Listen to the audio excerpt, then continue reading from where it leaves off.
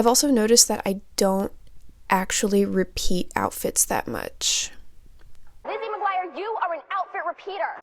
Guten Tag und willkommen in der Krankenhaus. No, not the hospital, I quite literally mean the sick house. The entire household has been sick for like almost 2 weeks now. We're just passing it back and forth to each other, and I'm going insane. I am so sick of being sick.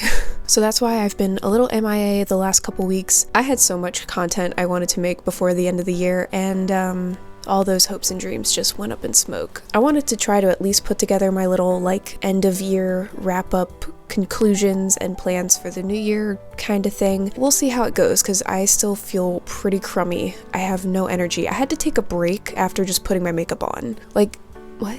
So I'll start with just a few reflections from this previous year and then move into plans and goals for 2023, wardrobe related plans and goals. So overall this past year I definitely had a lot more fun with my wardrobe than I've had in a while, and I said that in a previous video where I just felt like I tapped into this feeling I used to have as a kid when I would plan my outfits every evening before school the next day, and I just really enjoyed putting together those outfits, and it was just something really life-giving for me, and I felt like I kind of got back to that place a little bit this past year by just allowing myself to. It really wasn't some revelatory like thing that I changed. I just was like, I'm gonna have fun this year, and I did. And so within that, one of the things that I did learn was that overall a lot of bright color just really isn't for me. Ironic to be saying that while wearing a bright pink cardigan, but this is one of the few items of bright color that I actually do like and want to keep around. Most of the brightly colored stuff that I ended up getting this year, I don't really enjoy wearing, or I want to wear it in isolation with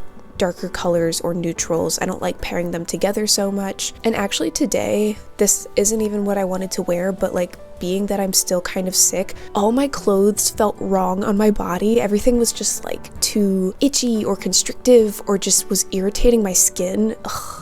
It was so annoying trying to put clothes on today. I was like, I don't like anything. So black t-shirt and pink cardigan was what I ended up with. So I know it's ironic to be saying that I don't care for a lot of bright color while wearing bright color, but for the most part, for day to day, I do just really like wearing a lot of black and white. I like neutrals. I love earth tones. And the flip side of that is that this year I feel like I got to a place where I'm no longer afraid of color. I don't know if afraid is the right word. I don't know that I was necessarily afraid of color before, but I feel more comfortable with implementing it in my wardrobe if I decide that I want to wear color. I've also noticed that I don't actually repeat outfits that much. Like sometimes, if I find one that's just like really comfortable, really easy. So I was really starting to doubt my username this year. I was kind of like, oh, should I change it? But I noticed that more than repeating specific outfits, I tend to repeat specific outfit formulas. So it might be like a button down underneath a dress and wearing that dress as a pinafore. Like that is an easy go-to combination that I do a lot. This one's kind of neither here nor there, but I've noticed that I do tend to prefer some kind of waist emphasis in my outfits. Obviously not every outfit, and it does depend on what I need to get dressed for that day. Like if I'm just getting dressed to be comfortable, I'm not going to care as much. But I find that if I'm getting dressed to look more put together or more stylish or whatever, I do tend to prefer a bit of waist emphasis or just something that shows my figure a little bit more. I don't like wearing all boxy on boxy or all baggy on baggy. Even if I think the outfit is still like cool or interesting, I just don't feel as good in it as I do with something with some waist emphasis or something that's more flattering to my figure. And that's just a personal preference. I don't think that's something that everybody needs. That's just something that I have realized that I like. Additionally, I know last year in my wrap-up video I said that me and ruffles aren't friends, but I think we've made amends. Yeah, listen, I know that like the body typing systems might dictate that I should avoid ruffles, but I don't care. I like ruffles. I realized this year that they just make me happy, and I think they're pretty and feminine, and it just puts a smile on my face. So I definitely avoid like huge voluminous ruffles, especially around the face, and I typically don't do like tons of tiny delicate ruffles either. Typically I'm gonna opt for something a little bit more moderate and typically not around my face, but I just really enjoy stuff with ruffles and bows. It's just a style that makes me happy, so I'm kind of at a place where, yeah, I might heed the advice of the different body typing and styling systems, but ultimately if I like something, I'm gonna wear it whether or not it fits my type, even if it clashes with my bone structure or my face type or whatever. Because if it looks really awful, then I'm not gonna like it and not gonna wear it. But if it still looks okay and I still feel good in it and it makes me happy, I'm gonna wear it. I'm also kind of at a place where for day-to-day outfits, I really do want to simplify my wardrobe for that part of my life. I typically don't find myself needing to put together really cool or interesting or intricate outfits. I mean, I love fantasy-inspired outfits. I love playing up like whimsical elements of an outfit, but I typically want stuff that's a little bit more simple, uncomplicated, not too fussy, and I think I can still implement kind of fantasy elements into that or whimsical elements into that, but overall all the pieces together of the outfit need to be something pretty simple and unfussy that isn't gonna get in my way, because I often am doing things that are more physical where I'm up and moving around, I'm working with my hands. I'm not just like sitting at an office or at a desk most of the time unless I'm editing, which I'm very grateful for. I don't like just sitting around. So my life requires a little bit more movement. So I'm at a place where I need to figure out how to implement those more whimsical, fantastical elements in with a wardrobe that is ultimately more simple and functional, which actually kind of segues perfectly into my last takeaway point from 2022, which is the 3 big adjectives I've kind of found for myself as my guiding points when it comes to curating my wardrobe. I talked about this a little bit in my How to Change Your Style video. The 3 main adjectives that I landed on when it comes to curating my wardrobe are dark,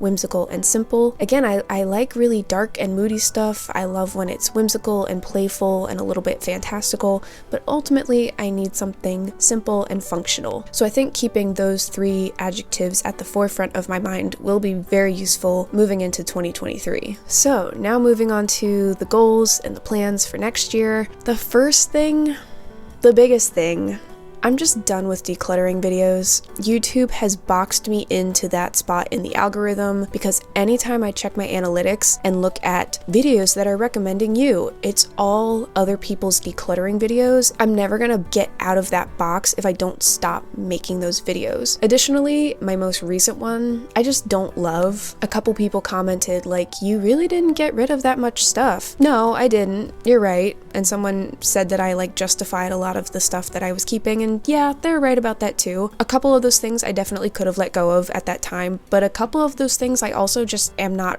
ready to let go of. And I think the problem I'm running into is that when you call something a declutter, that sets up an expectation in the viewer's mind that you're going to be like purging tons of stuff, and that's just not where I am with my wardrobe right now. That's where I was in 2021. I had a lot of stuff that represented an older version of me that I just needed to get rid of. So this year, not only did I have less to get rid of, I'm at a point right now where I want to be more meticulous with what I'm getting rid of. I want to see if I can get more use out of something before I pass it on. I do try to think of if I can alter it to get more use out of it, if I can style it a different way, if I know somebody who might get use out of it, or if I want to go through all the effort of selling it online. There's only so much you can declutter before you like literally just have nothing left, and that's not the journey that I'm on. My goal is not to have as tiny a wardrobe as possible. My goal is to have a wardrobe that is reflective of me and that makes me happy getting dressed in the morning. So I think those people, did have a good point. I didn't get rid of that much, but I think the problem was me setting up the wrong expectation. So going forward, I don't need to do decluttering videos anymore. If I do any more videos like that, they're gonna be just closet reorganization or something like that, because that's ultimately where I'm at. I'm, getting rid of a few things here and there. I'm kind of down to like the nitty-gritty of wardrobe curation, where I don't need to bring in a lot of stuff. I don't need to get rid of a lot of stuff. I just need to see where the puzzle pieces fit now. And also, I was finally getting around to adding captions to that video the other day, and I was so bored. Oh my gosh, like thinking back on it, I didn't particularly have that much fun filming it. I didn't have that much fun editing it. It's not something that I'm like the most proud of, even though it's getting a lot of views because that's the box YouTube has put me in. It's just not where I want to go with my content moving forward. So closet organization and wardrobe curation, yes. Decluttering no.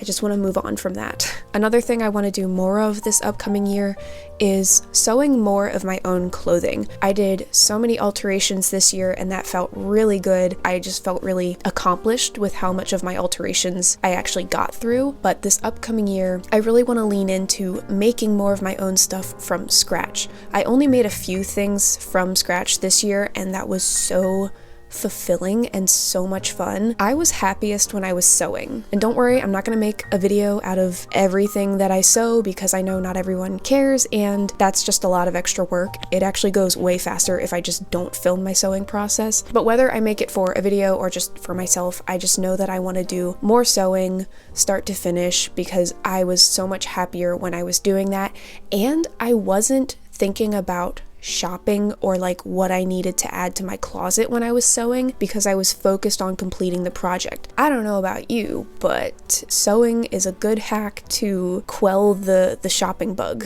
The last and the third thing that I want to implement more this year going forward, and I've kind of mentioned it already, is playing around a little bit more with fantasy inspired outfits. I've been following creators who do this kind of stuff for years and just like been mesmerized at their work and been so inspired by it, but kind of been afraid to implement it myself, either because I thought, well, my audience isn't gonna like it or I don't have the skill set to present it in the same way that they do. But I think it's one of those things where like you just gotta start.